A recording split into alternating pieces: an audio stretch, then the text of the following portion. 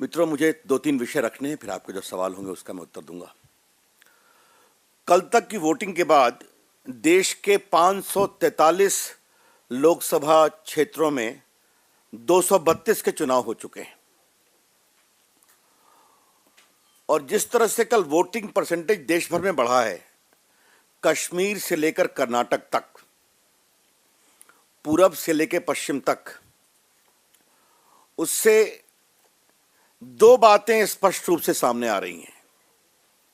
India is voting for a stable and effective government under an able leader. देश एक सक्षम और प्रभावी केंद्र सरकार के लिए वोट दे रहा है, एक सक्षम नेतृत्व के अंतर्गत। यह मैं पहली बात कहना चाहता हूं। और जो थोड़ा मेरा अनुभव है देश की राजनीति को देखने का अपने छात्र जीवन से, तो बहुत दिनों के बाद एक स्थायी सरकार की कसक देश की राजनीति के केंद्र में आई है, जहां तक चुनाव का संदर्भ है। After a long time, the craving for a stable effective government has come in the central stage of India's polity as far as democratic election is concern.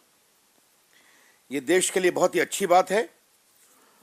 और दूसरी बात जो इस मामले में हम कहना चाहेंगे, नरेंद्र मोदी जी ने देश के नौजवानों से बहुत अपील की है वोट देने के लिए, जो बहुत बड़ी संख्या में जो मतदाता आए हैं। यह अपील वो हर जगह कर रहे हैं कि 18 से 28 साल की उम्र एक नौजवान युवक या युवती के बनाने की उम्र होती है। आपकी पढ़ाई पूरी होती है, आप स्टैब्लिश करते हैं अपने आप को, और इसी फाउंडेशन पर आगे का जीवन बनता है। बहुत अच्छा है, साधारण है या खराब है। और एक सवाल उन्होंने कहा कि 10 साल के आपके जीवन 2004 और 2014 की लेगेसी है, क्या आप उसके लिए दोबारा कुछ उसको बर्बाद करने के लिए वोट देंगे या बनाने के लिए वोट देंगे?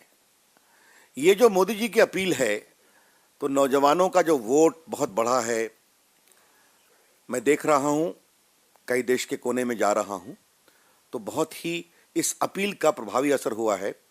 और जो वोटिंग परसेंटेज देश भर में बढ़ा है, उसमें नौजवान वोटरों की संख्या बहुत बड़ी है। तो ये देश के लिए बहुत ही अच्छी बात है। मित्रों, जैसे जैसे देश का माहौल नरेंद्र मोदी जी के पक्ष में, भाजपा के पक्ष में, एनडीए के पक्ष में आ रहा है, और ये प्रभाव उन क्षेत्रों में भी दिख रहा है जहां भाजपा पारंपरिक रूप से कमजोर है। बंगाल में, तमिलनाडु में, उड़ीसा में, यहां का भी वोटिंग जो इंडिकेशंस है वो भाजपा के बहुत पक्ष में है और एनडीए के पक्ष में है, हमारे सहयोगियों के पक्ष में है। तो ये बहुत ही स्वागत योग्य है। तो स्वाभाविक है विरोधी बहुत घबरा रहे हैं, इसलिए प्रमुख मुद्दे जो इस देश में हम गवर्नेंस के उठा रहे हैं, विकास के उठा रहे हैं, भ्रष्टाचार के उठा रहे हैं, महंगाई और बेरोजगारी के उठा रहे हैं, तो इसका उत्तर यूपीए सरकार के गवर्नेंस का नहीं है, क्योंकि उसका उत्तर उनके पास नहीं है। आज मैंने कपिल सिब्बल की प्रेस देखी है, और Kapil Sibal is talking of black money. That's curious and interesting. Shri Kapil Sibal is one of the biggest patron of crony capitalism in India. ये कपिल सिब्बल वही हैं जो 2G के 1,76,000 करोड़ के लॉस को जीरो लॉस बताते फिर रहे हैं। इन्होंने सीएजी की आलोचना की थी, कहा था कोई भ्रष्टाचार हुआ ही नहीं है 2G में। आज वो ब्लैक मनी की बात कर रहे हैं, जो लाइसेंस सुप्रीम कोर्ट ने कैंसिल किया, सीबीआई ने गड़बड़ियां पाई, ट्रायल में है, उस पर कई चर्चा कर चुके हैं। लेकिन देश के रेवेन्यू की ऑर्गेनाइज लूट करने वाली सरकार के एक प्रभावी मंत्री आज ब्लैक मनी की बात कर रहे हैं। आज मुझे कपिल सिब्बल से एक सवाल करना है, अगर उन्होंने किया ही है तो। विदेशों में जो भारतीयों का पैसा जमा है, स्विस बैंक अकाउंट में या बाकी अकाउंट्स में, उस पैसों को लाने में कानून मंत्रालय की भी भूमिका होती है। देश के कानून मंत्री के रूप में कपिल सिब्बल ने क्या काम किया, हम जानना चाहते हैं। Has Mr. Kapil Sibal taken any initiative in the last nearly 2 years that he has been the Law Minister of India? Even one initiative?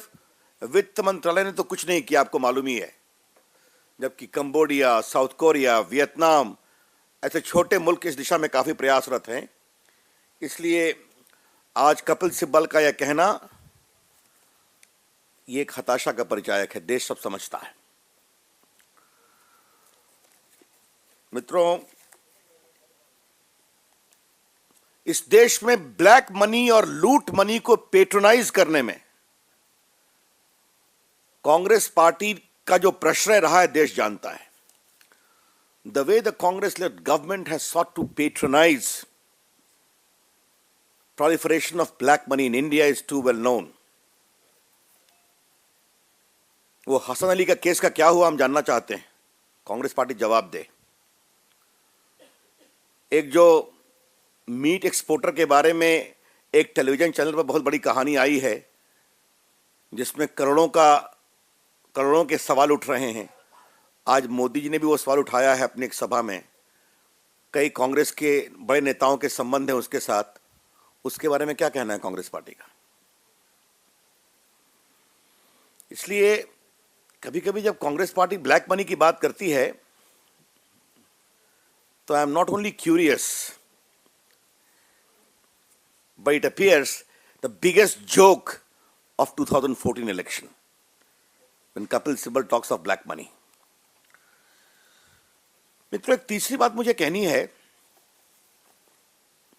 आज प्रधानमंत्री के बचाव में उनके मीडिया सलाहकार आए।